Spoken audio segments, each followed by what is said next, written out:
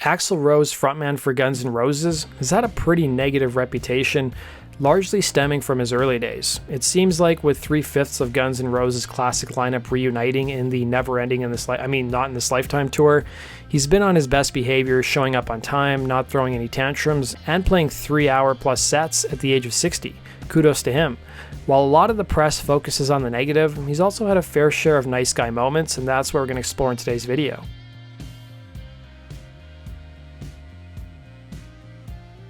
In April of 1992, Rolling Stone would publish an interview with Rose, which was pretty controversial to say the least. The interview focused a lot on the abuse he suffered as a child, but one of the more glossed over sections of the interview happened when two women tried to find the frontman at his hotel ahead of a January performance in Vegas. Rose would receive a knock at his hotel room during his interview with Rolling Stone, with the magazine writing about the interaction. Given Rose's reputation as a hothead, the predictable reaction would be irritation, or at the very least, see what I mean smile. But Rose greets the giggly pair of girls like a homeowner welcoming a group of trick-or-treaters. He invites them in and, smiling, begins asking them questions. They stick around for nearly an hour, and Rose is the perfect host, cracking jokes, offering them dinner, even laughing off their occasional barbs like, "So are you going on time tomorrow or what?" By the time they leave, they've been made to feel as if it were the most natural thing in the world to barge in uninvited on a total stranger. Axl has kept several people close to him for nearly 3 decades, including his writer and friend and tour manager Del James, and his assistant Betta, who was actually his ex-girlfriend Stephanie Seymour's nanny. And Rose has also kept her children close to him as well, with her son Fernando now managing the band. Del James would appear on SiriusXM's Sports Zone in 2015 and had this to say about Rose. "The truth of the matter is, whenever my kids needed something and I couldn't afford it, whatever it was, a medical bill or whatever, he was the first one to say, 'Yeah, I got it, don't worry about it.' He's the guy who you can call if you make a mistake and need to be bailed out at 4 o'clock in the morning. He makes sure you're taken care of, and he looks after his better than anyone else I can think of." It was in the summer and fall of 2016, Rose was temporarily fronting AC/DC after frontman Brian Johnson had to bow out due to hearing issues. Guitarist Angus Young would tell Zane Lowe in his podcast, looking back, he even did a few shows from the throne he borrowed from Dave Grohl, referring to the time Axl broke his foot. That allowed us to finish off those dates, so for us, it was a heaven sent. It was a little bit like a lifesaver. It was during these AC/DC dates through the States, a story circulated online about a Honduran-American waitress who was left a receipt that read, "We only tip citizens." The waitress would be an 18-year-old girl named Sadie Elledge, and upon hearing the news, Axl invited her and her family to attend an AC/DC concert in Washington, D.C. Sadie's grandmother would write online about the experience. Axl's generosity and good humor made this an absolute highlight in our family's lives. Talking to him backstage, hearing his humor, and feeling his kindness to us only magnified my respect for the man. And his performance was out of this world. He really did get the job done. In 2012, a man who had an apartment for rent in New York City would write a piece for Vulture.com with the opening line, "Axl Rose is the best tenant ever."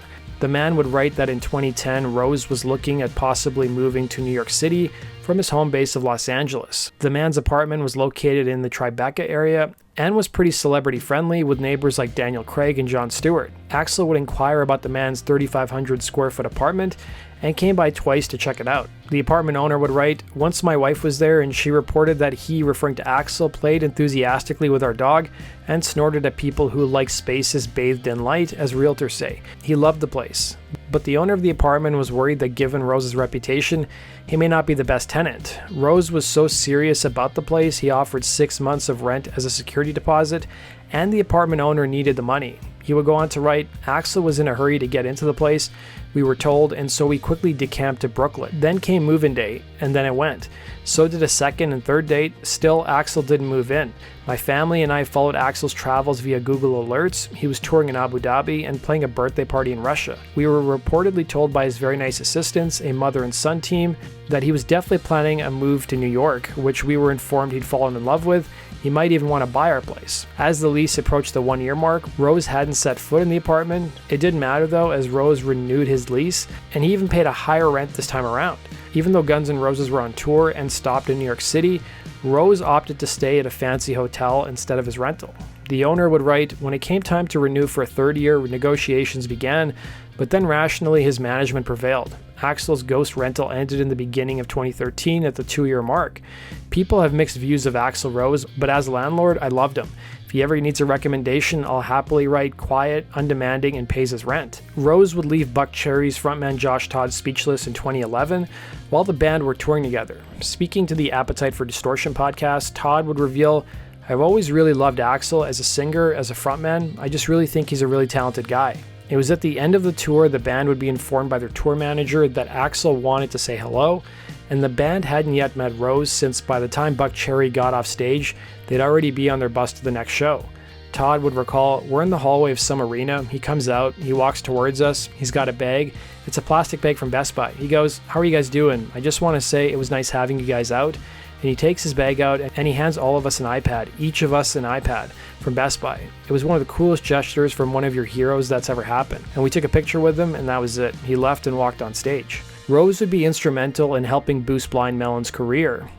Prior to the band releasing their self-titled debut record in 1992, frontman Shannon Hoon appeared prominently in the video for the song Don't Cry and provided backing vocals on several songs on Guns N' Roses' double album Use Your Illusion 1 and 2, and even joined the band on stage several times and toured with Guns N' Roses.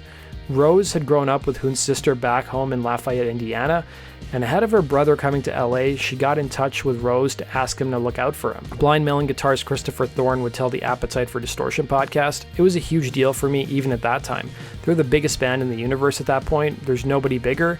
So to sort of have Axl kind of bless you and say, 'I believe in these guys,' we were really fucking grateful. Axl was really good to us. People try to get me to say shit about Axl and I can't say anything about him, other than he might be bad crazy, but he was lovely to us and he helped our career so much, and he was always cool to us." That does it for today's video, guys. Thanks for watching. Be sure to like button and subscribe. We'll see you again in Rock and Roll True Stories. Take care.